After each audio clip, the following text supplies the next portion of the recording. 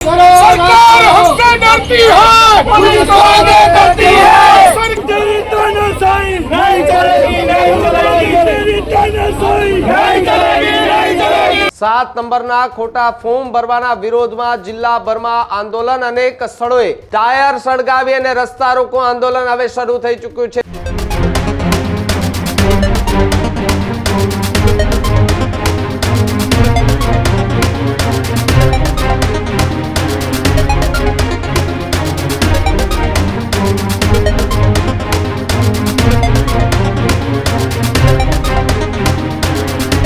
तो समाचारों में आगे बात सुरेन्द्रनगर की करिए तो सुरेन्द्रनगर जिल्लाना अनेक हाईवे पर कांग्रेस द्वारा चक्का जाम करवामां आव्युं छे। 7 नंबरना खोटा फॉर्म भरवाना विरोधमां जिल्लाभरमां आंदोलन अनेक स्थळोए रस्ता रोकी अने उग्र विरोध करवामां आवी रह्यो छे। प्रदर्शन करवामां आवी रह्युं छे। दसाड़ा बेचराजी हाईवे पर टायरो अने लाकडाओ सळगावी रस्तो ब्लॉक करी देवामां आव्यो छे। विरमगाम मालवण हाईवे पर ज्यां चक्काजामना दृश्यों सामे आव्या, मोटी संख्यामां कांग्रेसना कार्यकर्ताओ रस्ता पर उतरी आव्या छे। सूत्रोच्चार साथे सरकार विरुद्ध नाराजगी व्यक्त करवामां आवी छे। कांग्रेसना नेताओ रस्ता पर उतरी आव्या छे। जिल्लाभरमां ठेर ठेर ट्राफिक जामनी स्थिति जे छे ते जोवा मळी रही छे। सामान्य जनताने भारे हालाकीनो सामनो पण करवो पड़ी रह्यो छे। पोलीस पण दौड़ती थई चूकी छे। अनेक स्थळोए बंदोबस्त कड़क करी देवामां आव्यो छे। चक्का जामने लईने तंगदिलीनो माहोल जोवा मळी रह्यो छे। अनेक जग्याए कांग्रेसना कार्यकर्ताओनी अटकायतो करवामां आवी रही छे। पोलीस द्वारा रस्ता खुल्ला कराववा माटेनी कार्यवाही हाथ धरवामां आवी छे। त्यारे परिस्थिति काबूमां लेवा वधारानी पोलीसने पण तैनात करी देवामां आवी होवाना दृश्यो जे छे ते सामे आवी रह्या छे। त्यारे आ मेन हाईवे पर कांग्रेसना कार्यकर्ताओ ने नेताओ जे छे ते उतरी चुक्या छे। फॉर्म नंबर जे मतदार यादी सुधारणानी वात करवामां आवी, जेमांथी नाम कमी कराववानी जे चर्चा छे अने एमाना जे आरोपो छे एनी वच्चे आरोपने लई कांग्रेस द्वारा अल्टिमेटम आपवामां आव्युं हतुं। ए अल्टिमेटમને લઈને કોઈ ખુલાસો ન થતા टायर સળગાવી અને રસ્તા રોકો આંદોલન હવે શરૂ થઈ ચૂક્યું છે। ત્યારે મોટી સંખ્યામાં कांग्रेसना कार्यकर्ताओ रस्ता पर उतरी आव्या छे। नेताओ रस्ता पर उतरी आव्या छे अने पोलीसनो चुस्त बंदोबस्त पण गोठवी देवामां आव्यो छे। हाल सुरेन्द्रनगरथी जे छे ते दृश्यो सामे आवी रह्या छे। प्रक्रिया बंद करो, बंद करो, बंद करो, बंद करो। सुरेन्द्रनगर डिस्ट्रिक्ट में सभी न्यूज़पेपर में आ गया। न्यूज़पेपर में हमने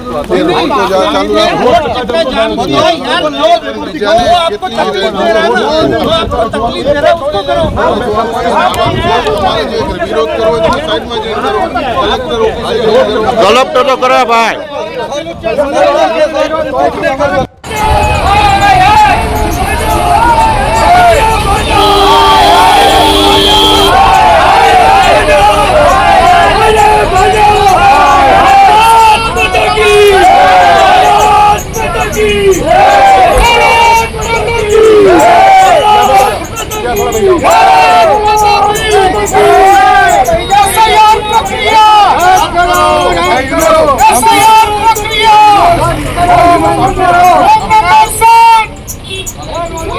सरकार हमसे डरती है, पुलिस तो आगे करती है। सरकार हमसे डरती है, पुलिस तो आगे करती है।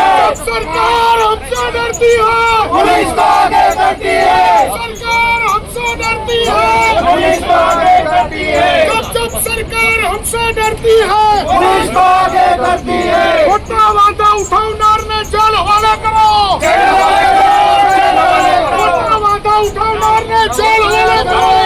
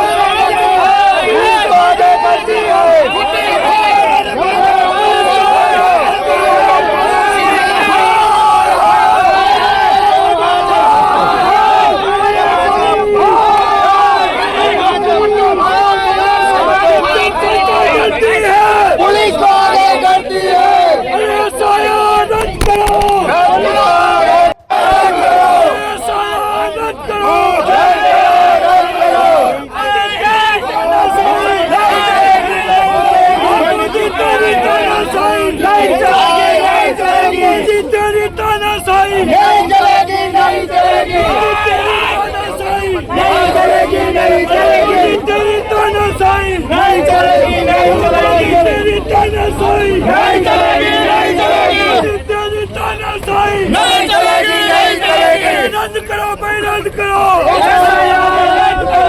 रद्द करो भाई, रद्द करो। रद्द करो भाई, रद्द करो। रद्द करो भाई, रद्द करो।